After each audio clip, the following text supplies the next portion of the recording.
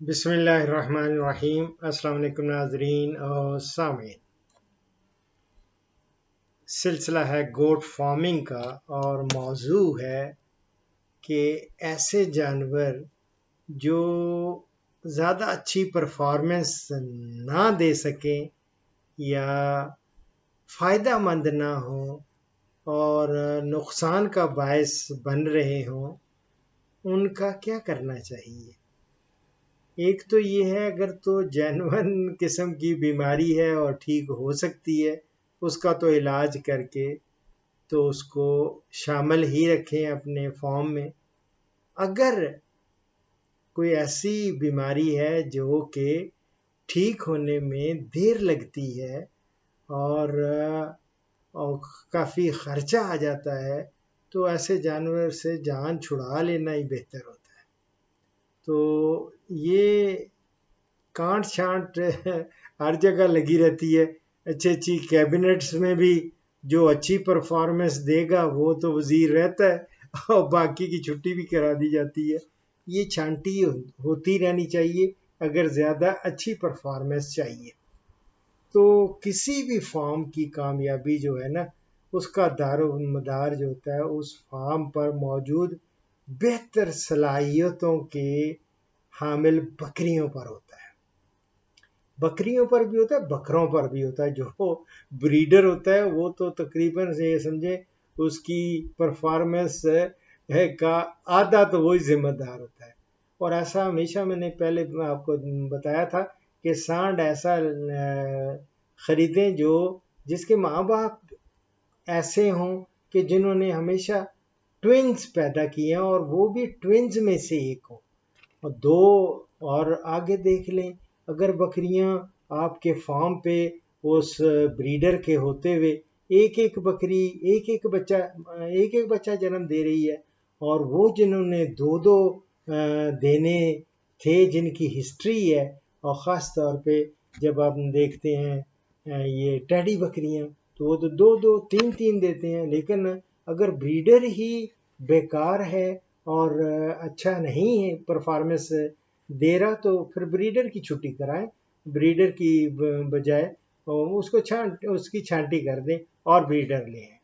اور اسی طرح بکریوں میں بھی دیکھیں، اگر بکریاں جو ہیں وہ بار بار ریپیٹ کر رہی ہیں، وہ ٹھہر نہیں رہی، تو ایسی بکریوں کو بھی بھلے اگر تو آرام سے اس کا علاج کر سکتے ہیں، خاص طور پہ ملاب سے پہلے ڈیلمارلن کا انجیکشن لگا کے، جس طرح میں بتاتا رہتا ہوں، وہ میرے مشوروں پہ عمل کریں اور ٹھنڈی چیزیں ان کو ملاب کے فوراً بعد پلا دی جائیں تو وہ ٹھہر جاتی ہیں۔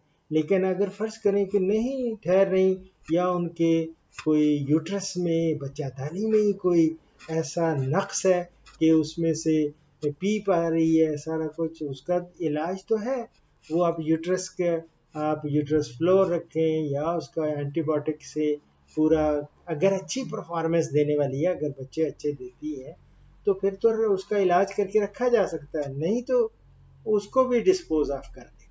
اسی طرح جو بکریاں اگر ایک دفعہ بچہ جنم دے دیتی ہیں، اس کے 6 مہینے تک دوبارہ وہ نہیں بنتی، تو ایسی بکریوں کو سے بھی جان چھڑائیں، اس کا بھی چھانٹی کریں ان کو۔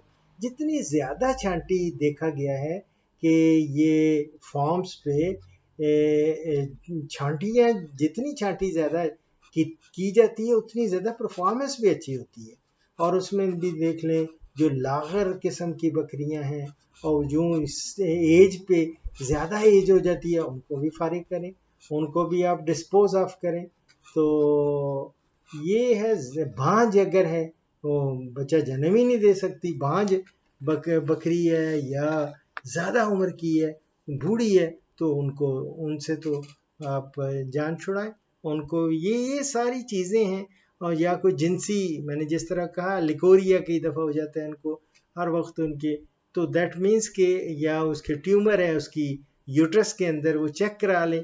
اگر اس طرح کی ہے تو ایسی بکری کو زیادہ دیر رکھنے کا فائدہ نہیں ہے نا، بجائے اس کے کہ آپ کے فائدے میں جائے وہ نقصان میں جاتی ہے۔ تو بہتر ہے کہ یہ ان کی چھانٹی ہوتی رہنی چاہیے، اور جتنی یہ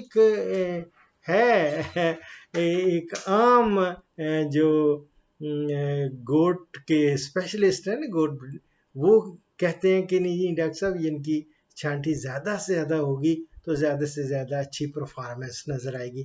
لیکن میں کہتا ہوں کہ بہرحال اگر قابل علاج کوئی چیز ہے، علاج کرا کے رکھ سکتے ہیں تو رکھیں بھلے.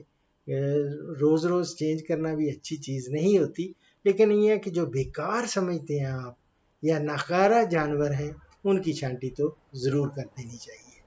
دعاؤں میں یاد رکھیں. فی امان اللہ. اس پروگرام کا اختتام اس حدیث مبارک پر کر رہا ہوں. حضرت عبداللہ بن عمرو رضی اللہ تعالی عنہ فرماتے ہیں کہ ہمارے پیارے نبی حضرت محمد صلی اللہ علیہ وآلہ وسلم کا فرمان ہے کہ اللہ لوگوں پر رحم کرنے والوں پر رحم کرتا ہے، اس لیے تم زمین والوں پر رحم کرو، آسمان والا تم پر رحم کرے گا. یہ میں ابو داؤد اور ترمذی سے کوٹ کر رہا ہوں. دعاؤں میں یاد رکھیں. فی امان اللہ. پاکستان، ہندوستان اور بنگلہ دیش سے کالز جمعہ کے سوا روزانہ صبح 11 سے دوپہر 1 بجے تک لی جائیں گی، اور یورپ اور بیرون ممالک سے کالز شام 4 بجے سے 5 بجے تک لی جائیں گی. ان اوقات پر 03335121 879 پہ ڈاکٹر اشرف صاحبزادہ سے رابطہ کریں. شکریہ.